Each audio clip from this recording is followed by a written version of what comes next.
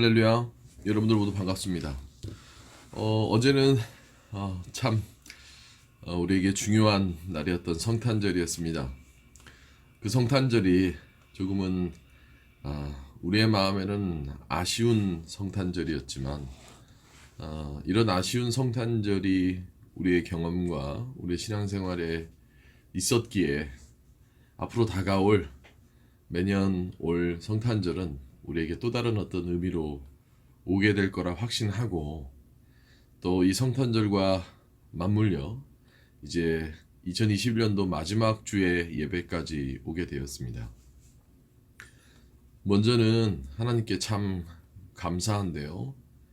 그 감사한 것은 이 모양으로나 저 모양으로나 하나님께서 우리로 하여금 변치 않고 또 목회자인 저와 또 우리 성도들의 신앙을 잘 지켜주시고 또 그것 가운데서 이끌어 주심에, 물론 좌충우돌하는 면도 있지만 그래도 변치 않고 하나님을 향한 우리의 마음이 있기에 그 마음에 하나님 앞에 감사함과, 또한 앞으로 더 많은 것들을 하나님께서 이끌어 주실 거라는 확신과 믿음 가운데서 2021년도 한 해 참 많은 일들과 많은 어려움들이 있었지만 그 가운데서도 이 마지막 주간 예배를 드릴 수 있게끔 하나님께서 인도해 주심에 참으로 감사합니다.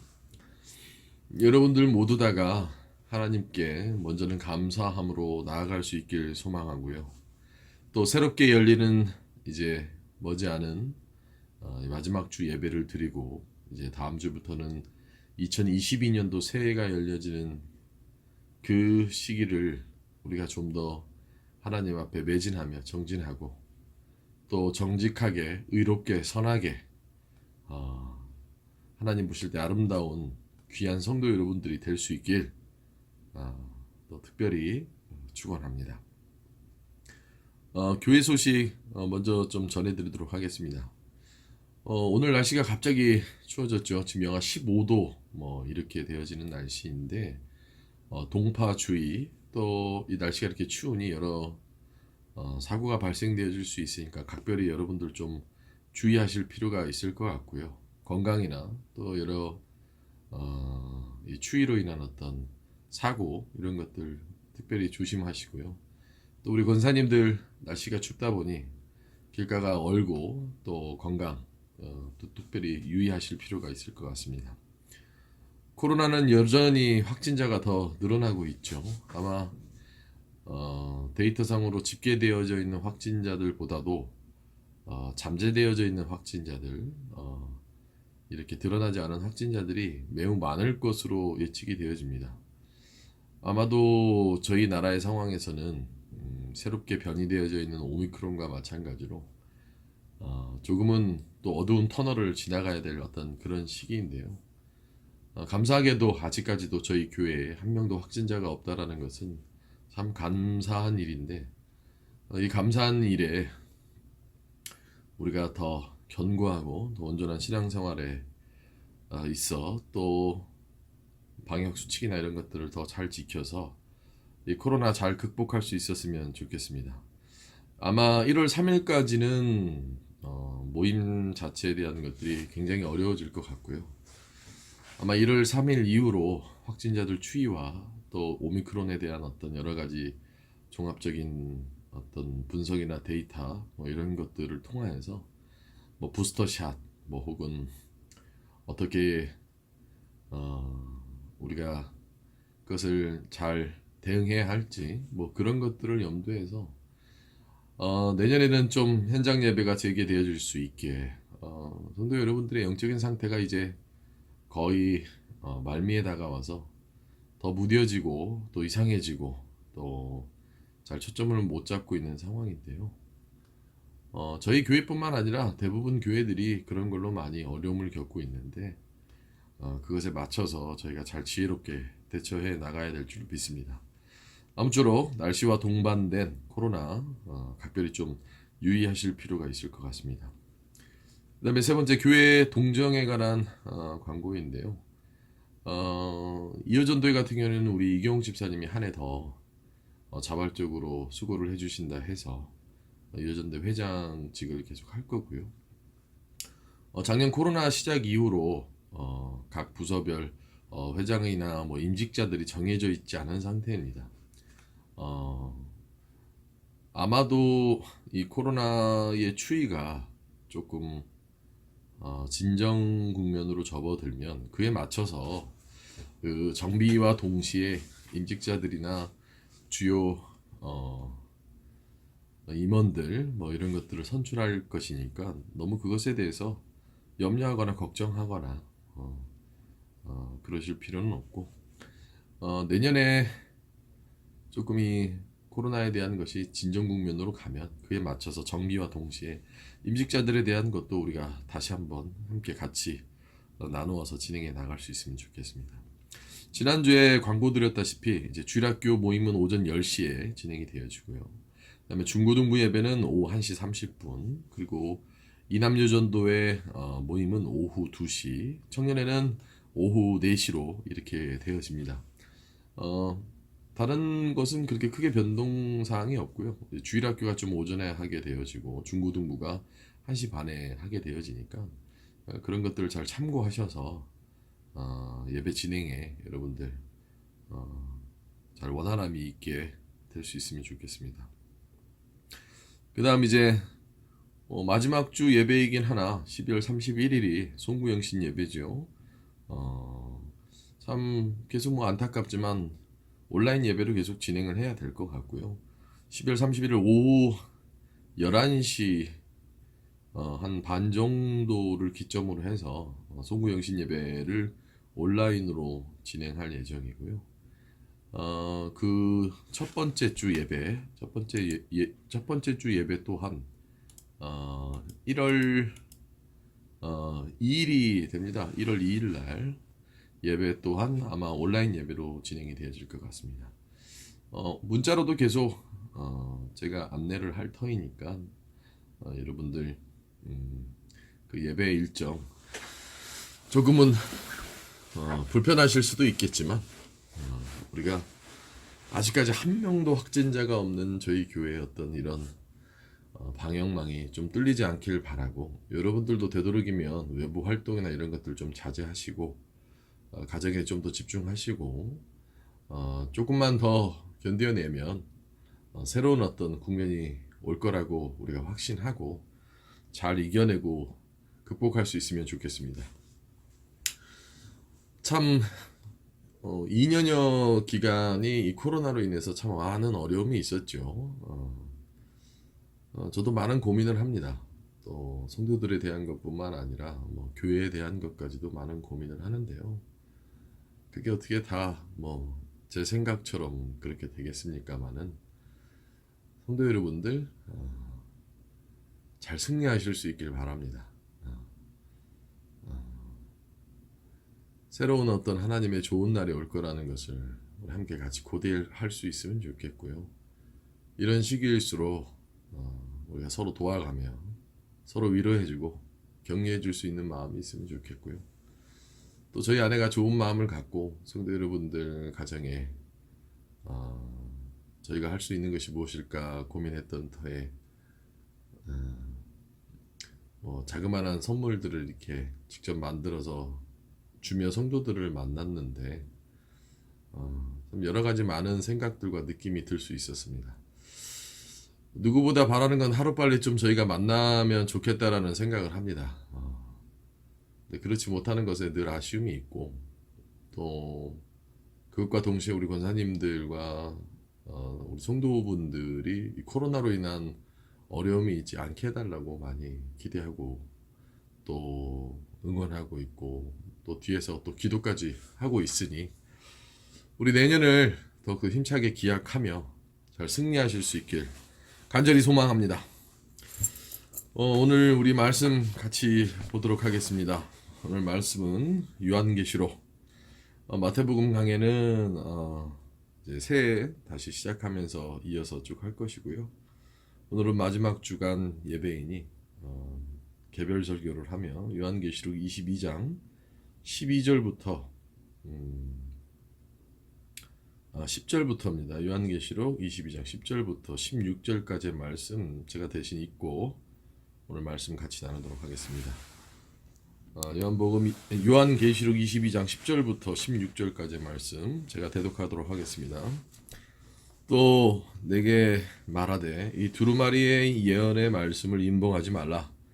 때가 가까우니라. 불의를 행하는 자는 그대로 불의를 행하고 더러운 자는 그대로 더럽고 의로운 자는 그대로 의를 행하고 거룩한 자는 그대로 거룩하게 하라. 보라, 내가 속히 오리니 내가 줄 상이 내게 있어 각 사람에게 그가 행한 대로 갚아주리라. 나는 알파와 오메가요 처음과 마지막이요 시작과 마침이라. 자기 두루마기를 빠는 자들은 복이 있으니 이는 그들이 생명나무에 나아가며 문들을 통하여 성에 들어갈 권세를 받으려 함이로다. 개들과 점술가들과 음해하는 자들과 살인자들과 우상 숭배자들과 및 거짓말을 좋아하며 지어내는 자는 다 성 밖에 있으리라. 나 예수는 교회들을 위하여 내 사자를 보내어 이것들을 너희에게 증언하게 하였노라. 나는 다윗의 뿌리요 자손이니 곧 광명한 새벽별이라 하시더라. 한 해 마지막 주입니다. 늘 시작이 있으면 끝이 있지요. 또 끝이 있어야지 또 시작이 있을 수 있는 것이 우리가 사는 세상의 어떤 원리이자 원칙입니다. 어느덧 이 한 해를 마감하면서 또 각별하고 특별했었던 코로나와 함께 있었던 한 해였는데, 코로나가 있건 없건 우리의 상황이 어떠하건 어떠하지 않건 간에 항상 늘 우리의 인생에는 시작과 끝이 있죠. 근데 어떤 이들은 시작만을 바라보고 어떤 이들은 끝만을 바라보며 그저 한 초점과 한 시점으로만 세상을 이해하고 삶을 살아가려고 하고 있죠. 하지만 시작과 끝은 시작과 끝이 아니라 연속되어진다라는 겁니다. 무언가 구심체가 있어서 계속 돌아가야지만 계속 운행이 되어지듯이 하나에만 초점을 잡아 그것이 나의 인생이라고 생각하는 것은 굉장히 아둔한 모습이죠. 오늘 본문 말씀 13절에 나는 알파와 오메가요 처음과 마지막이요 시작과 마침이라. 이것은 한 시점에만 머무르시는 하나님이 아니라 시작과 마침 모두 다를 운행하시는 하나님의 그런 모습을 주님께서 이 요한계시록을 기록하고 있는 요한에게 직접적으로 언급하신 영적인 말씀이 되어질 수 있는 것이죠. 앞서 얘기했던 것처럼 우리 예수 믿는 사람들은 또한 우리 신앙 안에서는 항상 이 처음과 끝이 동반되어진다라는 것을 잃어버려서는 안 됩니다. 우리에게 태어남이 있으면 죽음이 있죠. 그것이 내 생애라고 하는데 그 생애가 시작이라면 우리가 죽어서 하나님 나라에 가는 것은 생애의 끝이자 또 다른 하나님 나라에서의 시작이 되어지겠죠. 그러기에 시작과 끝은 알파와 오메가는 곧 하나님의 영원함을 얘기하고 있는 겁니다.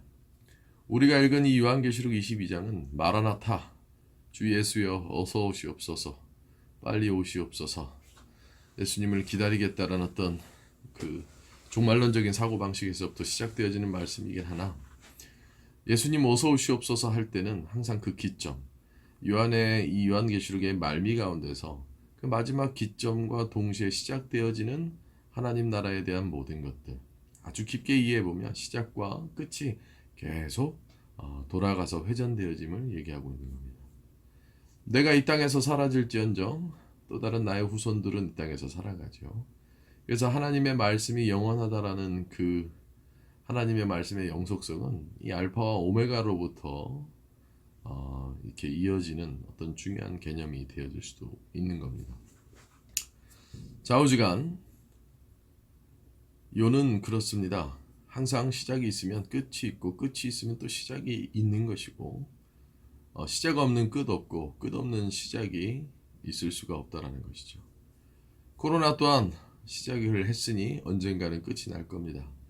하지만 우리는 그 시작과 끝, 그것을 잇는 하나님의 계획과 하나님의 이끄심보다도 어느 때에 초점을 잡으니 지금 이때 나이까 지금 이러는 것이 맞습니까? 저러는 것이 맞습니까만 집중해 버린 나머지 하늘에 나는 새는 바라보나 그 하늘을 날고 있는 새의 모든 배경이 되고 있는 하늘은 못 바라보매 우리는 늘 하나님의 넓으신 계획을 바라봐야 된다는 거예요. 지금 당장 내가 원하는 것들이 잘 된다 한들 그것이 끝이 아니요. 지금 당장 내가 하고자 하는 것들이 잘 안 된다 한들 그것이 끝이 아닌 하나님 계속 우리의 시작과 끝이라는 그것 가운데서 우리를 계속 이끄시고 있다라는 것을 우리는 이 한 해의 마지막 주간에 꼭 잊어서는 안 된다는 거예요. 인생을 오래 살아보니 그것을 더욱더 느끼시지 않겠습니까?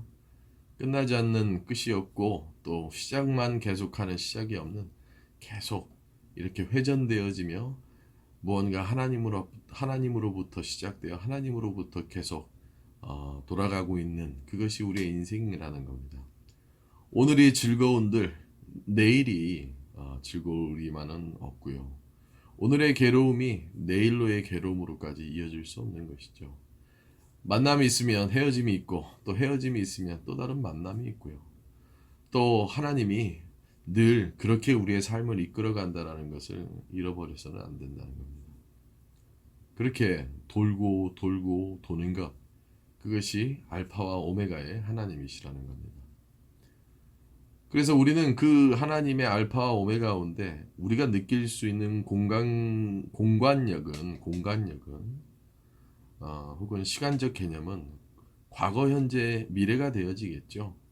하나님은 알파와 오메가이지만 그 알파와 오메가 사이에서 우리는 살아가며 그 하나님의 경륜적인 것들을 하나님의 모든 우주적인 통찰을 우리는 그저 우리의 시간으로 어떻게 느끼느냐? 과거, 현재, 미래로만 느낀다는 겁니다. 그러면 그 과거, 현재, 미래로 느끼는 것 가운데서 우리는 어떻게 해야지 이 알파와 오메가의 하나님을 과거, 현재, 미래밖에 못 느끼는 것에 우리가 이해할 수 있는 이해력을 가질 수 있을까요? 그게 오늘 2021년도 마지막에 설교의 주된 내용입니다. 그러니까 정리하자면 이런 겁니다. 하나님은 알파와 오메가라 하실 때 우주적인 통찰력으로 우주적인 관념으로 우리를 회전하며 이끌어 가십니다. 나의 태어남과 나의 죽음 또 나의 구원 내가 하나님 나라에 가는 그 순간까지 계속 돌고 돌며 나를 이끌어 가시는데 그 돌며 이끌어 가실 때에 나는 무엇만을 느끼느냐? 과거 현재 미래로만 느낄 수가 있는 거예요. 왜냐하면 나는 시간에 종속돼서 살아가니까. 그러니까 이렇게 생각하시면 돼요. 다람쥐가 쳇바퀴를 막 돌잖아요. 그 뭐라고 합니까? 놀이동산 가면 그 돌아가듯이. 근데 그 돌아가는 것이 어디론가 막 향해 가는 거예요. 근데 나는 다람쥐라서 뭐만 보여요? 내 앞에 놓여진 내가 밟아야만 하는 그 페달과 같은 것만 보이는 거예요. 그러니까 내가 앞에 보고 있는 밟아야만 하는 페달은 미래가 되어질 거고 내가 지금 밟고 있는 건 현재가 되어질 거며 밟고 있는 넘어간 것은 과거가 되어지겠죠.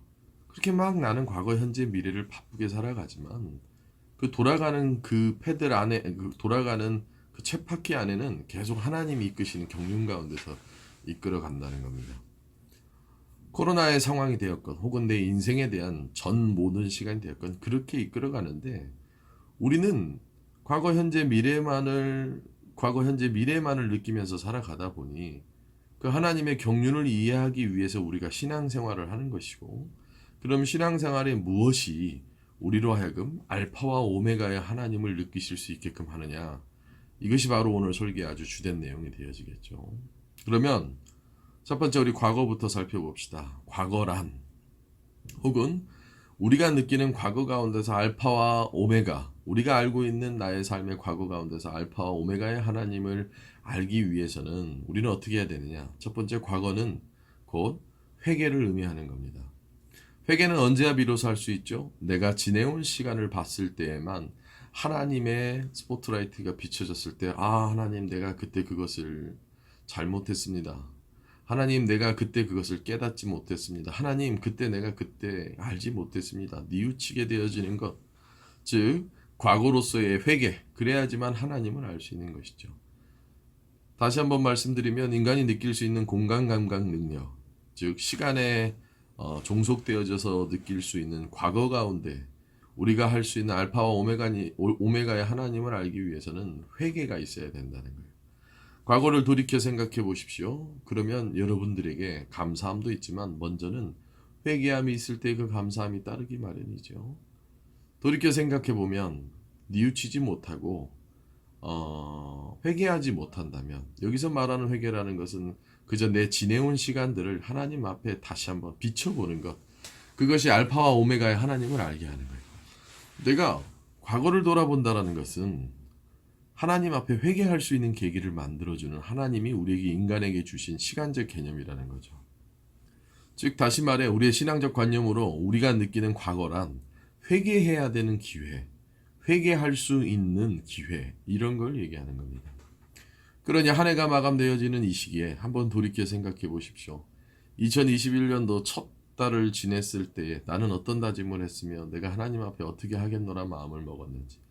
그저 다람쥐처럼 쳇바퀴 돌며 하루를 살기 바쁜 터라 내가 올해 초에 마음먹었었던 그 마음들이 하나님 앞에 어떠했는지를 내 스스로 돌이키며 생각해 봐야 된다. 꼭 하나님을 믿는 것이 아니더라도 적어도 지적인 사람이라면 자기 자신을 돌아보매, 내 과거를 돌이킴에 내 자신에 대한 미래를 이끌 수 있음에, 우리는 하나님을 믿는 사람이니 더욱더 내 과거에 대한 것을 바라보며 회개하고 다시 한번 돌이켜 볼 수 있는 그 하나님의 기회를 알게끔 해줘야 되는 거잖아요. 우리에게 시간을 주신 것도 하나님이시고 그 시간을 이해할 수 있게끔 해주시는 것도 하나님이시고, 또 신앙인들에게 더 나아가 알파와 오메가의 하나님을 알게 하시는 것도 하나님인데, 그 알파와 오메가의 하나님을 과거, 현재, 미래에만 종속되어져 있는 인식으로 살아가는 인식론적 사고방식에서 우리가 하나님 앞에 다가가기 위해서는 내 과거에 대한 것을 신앙의 회개라는 도구로서 사용을 해야 된다는 겁니다. 그러니 올 한 해의 시작을 생각해 보십시오. 혹은 그 전에 해를 생각해 보십시오. 여러분들이 마음먹었었던 그 수많은 하나님 앞에서의 마음들, 생각들, 그런 것들을 한번 생각해 본다면 과거는 곧 회개함이 있어야 된다는 겁니다. 거꾸로 내가 회개할 것이 없다. 그러면 오히려 그것이 문제가 되어지는 거예요. 내가 죄짐을 회개하는 것을 넘어서서 내 안에 한 해를 돌이켜봄이 필요하다라는 겁니다. 두 번째는 현재이죠. 현재는 깨달음이 있어야 됩니다. 과거로부터 오는 현재, 어떤 접점이 아니라 과거로부터의 현재, 이어지는, 그러니까 우리나라 어법에는 없는 현재 완료 형태의 그런 모습이 된다면, 과거로부터의 현재는 늘 우리에게 주실 수 있는 알파와 오메가의 하나님이신 그 하나님이, 우리가 그 하나님을 느끼기 위해서 내 현재 가운데서 중요하게 여겨야 될 건 뭐냐면 깨달음이라는 거예요. 그래서 성경에서는 항상 지금 깨달아야 된다고 얘기하죠. 그 지금. 그러니까 현재 진행형 혹은 현재 완료형, 그러니까 현재의 시점에서부터 내 과거가 됐건 혹은 미래의 어떤 일들이 됐건 뭔가 ing 형태 혹은 have pp 형태, 뭐 문법적인 얘기가 나오긴 합니다만 어찌됐든 그 깨달음이 늘상 있어야 돼요. 우리의 삶에서 현재 깨닫지 못하면 어떻게 되겠습니까? 과거의 모든 모습들을 회개하지 못하게 되겠죠. 현재 깨닫지 못한다면 미래에 대한 것들을 다 엉망진창으로 만들 수밖에 없겠죠. 그래서 항상 우리는 지금 깨달아야 되는 겁니다. 12월 26일 내가 지금 깨달아야 된다는 거예요. 근데 지금 깨닫지 못하면, 그 지금 깨닫지 못하면 내 과거를 다 왜곡시켜버리고 내 미래를 다 왜곡시켜버리게 되어지는 거예요. 그러니까 내가 뭘 잘못했는지도 모르고 혹은 내가 무엇을 해야 되는지도 모르는 상태가 되어져 버리는 거죠. 그러기 위해선 늘 깨달음이 즉각적으로, 즉시적으로 있어야지만 된다는 겁니다. 그러니까 알파와 오메가의 하나님을 알기 위해서는 무엇보다 현재가 중요하다면 그 현재를 중요하게 여길 수 있는 신앙적 요소는 무엇이냐? 바로 깨달아야 된다는 거예요. 내가 깨달을 것이 있나? 이런 생각을 한다는 것 자체가 신앙적 모순에 쌓일 수밖에 없다는 겁니다. 내가 잘하고 있건 못하고 있건 잘하고 있으면 잘하고 있다라는 것을 깨달을 수 있는 것, 혹은 못하고 있으면 못하고 있는 것을 깨달을 수 있는 것, 아니 그것을 내 판단에 의지하는 것이 아니라 무엇이로든지 깨달으려고 해야 된다는 거예요. 결코 세상에는 그냥 이루어지는 일들이 없습니다. 그냥 나는 아무것도 안 했는데 뭐가 굴러 들어오는 것이 있다면 그건 결코 내 삶에 있어서 좋은 것이라고 볼 수가 없는 거예요. 그걸 깨달아야 되는 것이죠. 그냥 내가 길 가다가 돈을 주었으면 돈 주어서 횡재했네. 그러다면 사람은 그 이유를 못 찾으니까 뭐 내가 좋은 일을 해서 이렇게 횡재받았나? 아니 이게 아니라 그것이 어떻게 내 삶을 이끌어 가시는 하나님에게로부터 내가 무엇을 느끼고 깨달아야 되는지에 대한 계기가 될지를 알아야 된다는 거예요. 내가 실수를 했건 혹은 내가 아주 좋은 일을 했건 그 안에서 깊은 깨달음이 있어야 된다는 겁니다. 여러분들은 항상 깨달으시면서 살아가십니까? 늘 깨달아야 됩니다. 어떤 죄의식을 느끼라는 것이 아니라 교만함에 빠지라는 것이 아니라 늘 무엇이로든지 하나님께서 우리의 인생에 제공되어지는 모든 것들에는 우리에게 깨달음을 요구하신다라는 겁니다. 내가 길 가다 돈을 한 푼 주었건 내가 길 가다가 사고가 날 뻔하건 내가 오늘 좋은 일들이 연속되게 되어지건 그것 가운데서 늘 깨달음이 있어야 되네. 그 깨달음은 그 이유를 알게끔 해주신 거예요. 나의 삶에 대한 이유를. 근데 깨닫지 못하면 그 이유를 모르는 거예요. 그리고 항상 우리는 이게 왜 이러지? 이게 왜 저럴까? 왜 이럴 수밖에 없지라고 늘상 부딪히며 사는 거예요. 그러니까 하나님에 대한 것이 어떤 나의 호불호로 자꾸 갈려버리게 되는 것이죠. 내가 느끼기에는 호불호이지만 내가 그걸 깨닫기 시작하면 그건 호불호가 아니라 하나님이 나를 이끌어 가시는 나의 삶의 방향이라는 겁니다. 좋은 일이건 좋지 않은 일이건 그 가운데서 우리가 깨달음이 필요한 것은 현재, 그러니까 뭐 미래 완료, 현재 완료, 진행형, 진행형 무엇이 되었던지 간에 생동력 있고 현실감 있고 지금 당장에게 내가 지금 당장 내가 느낄 수 있는 그 바운더리 안에서는 늘 깨달음이 있어야 된다는 겁니다. 사랑하는 성도 여러분들, 여러분들의 삶에서 벌어지는 수많은 일들 가운데서 여러분들은 깨달을 수 있길 소망합니다. 무엇이로든지 깨닫기를 소망하세요. 허망한 것을 꿈꾸거나 허망한 생각을 하거나 자기 계획에 자기 생각에 자기의 모든 마음가짐으로 할 것이 아니라 그 안에 하나님의 섭리를 잘 깨달아야 될 필요가 있다라는 겁니다. 그러면 맨 마지막에 남은 건 무엇이겠습니까? 바로 미래입니다. 우리는 미래를 절대 알 수 없습니다. 아무리 뛰어난 예언의 은사가 있을지언정 그 예언의 성경적인 신앙적인 순기능은 결코 미래적인 예측이나 혹은 미래적인 어떤 내 바램만을 의미하는 것을 넘어서는 그런 개념이 됩니다. 그래서 우리는 과거, 현재, 미래를 우리가 공간감각 능력 가운데서 깨달을 수 있죠. 근데 알파와 오메가의 하나님은 그것을 뛰어넘는 영역인데 내 미래에 대한 것은 도대체 무슨 신앙적 요구로 원하는가? 그건 바로 기도입니다. 하나님은 미래를 아십니다. 하지만 그 미래를 아는 하나님이 우리의 미래를 어떻게 여실지, 어떻게 이끌어 가실지는 그 주권자이신 하나님 앞에 있죠. 그러니 우리는 기도해야 되는 겁니다. 내 기도에 대한 건 나의 바람이 되었건, 혹은 내가 원하는 바가 되었건, 혹은 그 불안감으로부터 피하고 싶은 것이 되었건, 내가 그 주권자이신 하나님 앞에 내 미래에 대한 것은 기도할 수밖에 없는 거예요. 내가 언제 죽을지, 그 일이 성사되어질지 성사되어지지 않을지. 그래서 항상 우리는 미래에 대해서 기도를 할 수 있는 사람이 되어야 되는 거예요. 예측보다는 기도하는 사람이 되어야 되는 거예요. 항상 미래에 대해서는 기도할 수 있는 사람이 되어야 되는 거예요. 예언하는 것보다 더 중요한 것은 기도하는 사람이 되어야 되는 거예요. 여러분들 좀 재미난 얘기긴 한데 뭐 예언의 은사 있으신 은사주의자들을 이렇게 가만히 보면 항상 그 예언을 하기 전에 기도를 하죠. 그러니까 뭐가 더 중요한 거예요? 예언에 대한 내용보다도 혹은 예언이 어떤 성취를 이룰 거냐라고 하는 우리의 궁금증보다도 우리는 뭘 더 중요시 여겨야 돼요? 바로 기도를 해야 된다는 겁니다. 기도를.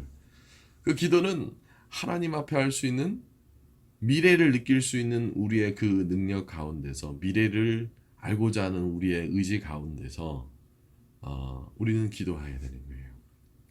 오로지 인간만이 하나님 앞에 기도할 수 있습니다. 그리고 그 기도는 우리의 미래의 방향을 하나님께서 바꿔주시기도 하고 하나님께서 닫히게도 하시며 하나님께서 열리게도 하실 수가 있다는 거예요. 하지만 기도하지 않으면 그 미래에 대한 것은 우리가 알 수 없을 뿐만 아니라 그 미래에 대한 것은 바뀌지도 않을 뿐더러 그 미래에 대한 것은 우리로 하여금 모른다라는 그 불안감으로 더 휩쓸리는 거예요. 그래서 항상 그 기도 뒤에 우리가 항상 확신과 우리의 믿음이 온전해질 때야 비로소 그 기도에 대한 것이 우리로 하여금 미래에 대한 정한 바의 확실성이 아니라 하나님께서 이끄시고 지켜주실 것이라는 확신이 들게끔 되어지는 것이죠. 겟세마네 동산에서 주님은 기도하십니다. 근데 그 기도가 나 미래에 지켜주세요 하는 기도가 아니에요. 하나님 내 원은 이렇지만 그것이 아버지의 뜻이 아니라면 아버지의 뜻대로 하옵소서. 그리고 나의 선택 혹은 나의 모든 것들이 하나님 앞에 맡겨져 있다는 것을 고백하는 것이 그 기도이죠. 겟세마네에서 한 그 주님의 기도가 그런 건 아니겠습니까? 근데 그 기도는 어떻습니까? 아주 처절하죠. 땀방울이 핏방울이 될 정도로 기도하는 것. 그러니까 나 살려주세요라고 기도하는 게 아니죠. 나는 살고 싶지만 그것이 나의 뜻이라면 하나님의 뜻은 다른 곳에 있다면 하나님이 이끄시는 곳에 내가 좀 더 깊게 기도하기를 원한다라는 혹은 기도하는 가운데에서 그런 것이 이루어지는 것 아니겠습니까? 그러니 우리가 느낄 수 있는 고작 우리의 시간적 개념인 미래에 대해서는 우리는 기도해야 되는 거예요. 여러분들 미래를 위해서 기도하십니까? 사실 기도는 회개함이 되었건 깨달음이 되었건 그걸 다 통틀는 것이 되었건 기도는 늘상 우리의 삶에 있었어야 되는 거죠. 과거든 현재든 미래든. 근데 미래에 대한 건 더더욱이 하나님 앞에 기도함으로 가야 되는 거예요. 여러분들은 미래에 대한 것을 그저 단순하게 예언하거나 그 예언을 듣고 싶거나 어떤 그런 욕망에만 휩쓸린 나머지 여러분들의 미래에 대해서, 여러분들의 자녀의 미래에 대해서, 여러분들의 삶의 미래에 대해서, 여러분들의 모든 일들의 미래에 대해서 기도를 하실 수 있는 사람이 돼야 돼요. 근데 대부분 기도를 안 하시더라고요. 그냥 되는 대로 살고 주면 좋아하고 그 마치 세상에서 거지 마냥 그냥 그렇게 주면 주는 대로 받아먹는 것. 여러분들 영적인 것마저 거지가 되면 안 되잖아요. 우리의 삶은 피폐해져서 없어서 세상의 기준으로는 우리는 없는 사람, 가난한 사람이 될지언정 하나님의 영적인 것 앞에서는 영적인 부자가 돼야 되잖아요. 베드로가 뭐라고 합니까? 내게 금과 은은 없거니와 나사렛 예수의 이름이 있어서 너로 명하여 일어나 걷게끔 한다고 하잖아요. 그러면 우리는 미래에 대해서 기도해야 됩니다. 당장 내일을 위해서도 기도해야 돼요. 여러분들 기도할 수 있는 여러분들 될 수 있길 소망합니다. 만약 내가 과거의 시점으로부터 미래를 볼 때 기도하지 않았었더라면 이제는 기도해야 된다는 마음을 가져야 된다는 거예요. 사랑하는 성도 여러분들, 여러분들의 미래에 대해서 누가 알겠습니까? 여러분들의 미래에 대해서 어떤 방향으로 이끌지 여러분들은 예측하시겠습니까? 내가 아무리 발버둥 쳐도 주님이 이끄시겠다 하면 이끌어 버리시는 것이 주님의 뜻인데 말이죠. 내가 아무리 뛰어난 계획을 하고 예측을 할지라도 주님이 이끄시는 것이잖아요. 그러기에 여러분들 기도할 수 있는 여러분들 돼야 되는 것 아니겠습니까? 알파와 오메가의 하나님을 우리가 고작 느낄 수 있는 시간적 개념 가운데서 과거, 현재, 미래 그런 인지적으로 느낄 수 있는 그 시간의 개념 가운데서 우리가 알파와 오메가의 하나님을 온전히 알기 위한 신앙적 도구는 과거로는 회개요, 현재로는 깨달음이며 미래로는 기도라는 겁니다. 한 해를 돌아보십시오. 여러분들에게 회개함은 있었습니까? 깨달음은 있었습니까? 기도함은 있었습니까? 그저 코로나가 덮쳐버려 회개를 잃어버리고 깨달음을 잃어버리고 기도를 잃어버리고 있지는 않았습니까? 나는 지금도 인지는 할 수 있습니다. 과거를 인지할 수 있고 현재를 인지할 수 있고 미래를 인지는 할 수 있으나 알파와 오메가의 하나님 앞에 나는 더욱더 회개하며 더욱더 깨달으며 더욱더 기도할 수 있는 사람이 될 때야 비로소 이 혼탁한 시대 정말 어찌할 바를 몰라 갈 길을 잃어버리며 세상을 좋아 쫓아가는 그 수많은 사람들 예수를 믿는다라고 입으로만 얘기할 뿐 예수를 믿는다라고 하며 질서도 없고 온전한 믿음도 없이 살아가는 세상의 흥망성쇠에 살아가는 사람들 앞에 우리는 진짜 깊은 깨달음과 회개와 기도가 있어야 되는 것은 아니겠습니까? 저는 오늘 이 요한계시록의 말씀을 제가 설교로 주제로 삼은 이것으로 한번 바라봐 봤어요. 굉장히 무서운 말씀과 책망의 말씀이 나오죠. 이렇게 얘기합니다. 11절입니다. 불의를 행하는 자는 그대로 불의를 행하고 더러운 자는 그대로 더럽고 의로운 자는 그대로 의를 행하고 거룩한 자는 그대로 거룩하게 하라. 보라, 내가 속히 오리니 내가 줄상이 내게 있어 각 사람에게 그가 행한 대로 갚아주리라. 자기 두루마기를 빠는 자들은 복이 있으니 이는 그들의 생명나무에 나아가며 문들을 통하여 성에 들어갈 권세를 받으려 함이로라. 개들과 점술가들과 음행하는 자들과 살인자들과 우상 숭배들과 및 거짓말을 좋아하며 지어내는 자는 다 성 밖에 있으리라. 나 예수는 교회들을 위하여 내 사자를 보내어 이것들을 너희에게 증언하게 하였노라. 나는 다윗의 뿌리요 차손이 곧 광명한 새벽별이라. 제가 다 설명드릴 수는 없지만 제가 강조한 세 가지가 이 말씀 안에 그대로 담겨져 있습니다. 그 그대로 담겨져 있는 건 말씀 하나하나에서 보면 뭐가 있습니까? 11절의 내용과 12절에 대한 내용은, 그리고 14절까지에 대한 내용, 혹은 15절까지에 대한 내용, 16절까지에 대한 내용이 가만히 회개와 깨달음과 기도로서만이 이 모든 말씀으로부터 우리가 경고히 서야 될 것은 아니겠습니까?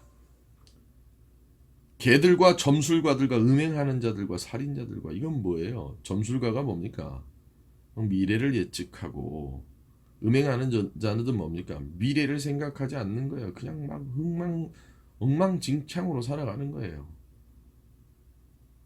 왜 성 밖에 있습니까? 결국은 제가 세 번째로 강조했었던 기도에 대한 부재는 아니겠습니까? 깨달아야 하죠. 지금 통틀어서 이 10절부터 16절까지에 대한 말씀이 결국은 신앙적으로 회개함이 없고 깨달음이 없고 기도하지 않는 자들에 대한, 알파와 오메가의 하나님에 대한 하나님의 권침이나 하나님의 우리를 향한 조금은 따가운 말 아니겠습니까? 광명한 새벽별, 그 주님을 바라보며 우리의 미래에 대한 모든 것들을 기도하고, 내가 지금 이 말씀에 비춰봤을 때 내게 깨달음이 있게끔 늘 하나님 앞에 깨달음을 더디해서는 안 돼. 내 과거로부터 내가 이 모든 말씀에 온전치 못했던 사람이라면 회개함이 비로소 우리에게 있어야 되는 것은 아니겠습니까? 사랑하는 성도 여러분들, 한 해가 마감이 되어져 갑니다. 또한 새롭게 한 해가 열립니다. 지나온 시간들을 보며 다시 한번 하나님 앞에 깊은 잔잔하지만 무겁고 따뜻한 하나님 앞에 회개함이 있길 바랍니다. 그 모든 것들을 다시 한번 되새김질하고 또한 다시 한번 다짐할 수 있는 깨달음이 지금 이 순간 있을 수 있길 소망합니다. 그리고 여러분들에 대한 삶의 모든 것들을 기도로서 여러분들의 그렇게 궁금하고 여러분들의 그렇게 걱정되어지는 모든 미래에 대한 것을 하나님 앞에 기도로서 나아갈 수 있길 소망합니다. 사랑하는 성도 여러분들, 2021년도의 마지막 주입니다. 새롭게 열리는 새해, 또한 새롭게 이제 다가올 새해, 그 가운데는 오늘 이 말씀에 대한 은혜가 여러분들의 삶에 온전히 스며들어가길 소망합니다. 늘 여러분들의 삶에 과거로부터의 회개, 현재로부터의 깨달음, 미래로부터의 기도함이, 미래에 대한 기도함이 여러분들의 삶에 충만히 있을 수 있길 간절히 소망합니다. 기도하겠습니다. 나는 알파와 오메가여, 처음과 마지막이요 시작과 마침이라 하신 하나님 아버지, 주님의 이 고백이 요한에게 들려 요한이 이 말씀을 깨달은 바와 같이, 회개한 바와 같이, 기도한 바와 같이 우리의 삶에도 늘 내가 느낄 수 있는 과거, 현재, 미래에 대한 시공간적인 개념을 넘어서서 아버지, 과거로부터 늘 회개함이 있는 성도들, 현재로부터 늘 깨달음이 있는 성도들, 미래에 대한 하나님 앞에 기도함이 있을 수 있는 귀한 풍령교회 성도들이 되게 허락하여 주시옵소서.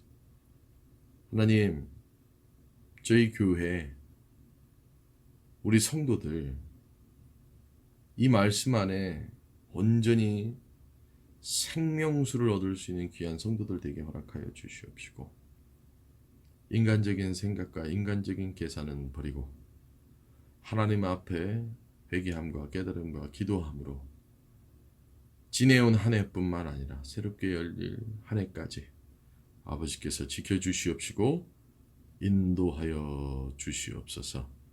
살아계신 예수님의 이름으로 기도드립니다.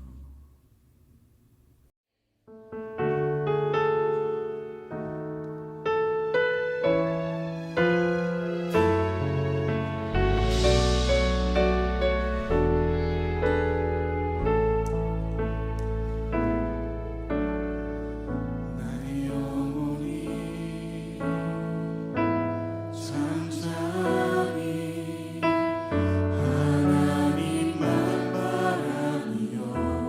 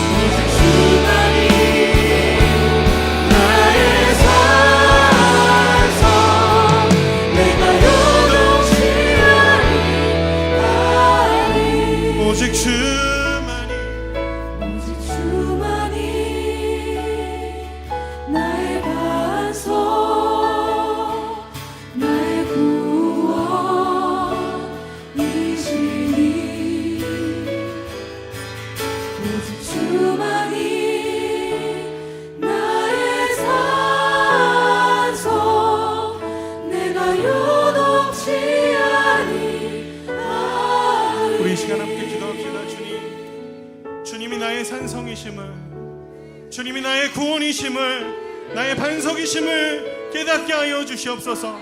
우리의 마음을 흔드는 것은 무엇이며 우리의 마음이 하나님 나눠지게 하는 것이 무엇인지 하나님 보게 하시며, 하나님 주님을 의지한 오늘 이 밤 되게 하나님 이 시간 가운데 주를 바라볼 수 있도록 우리의 눈을 열어주시옵소서. 이 시간 주여 한 번에 주님을 기도합시다.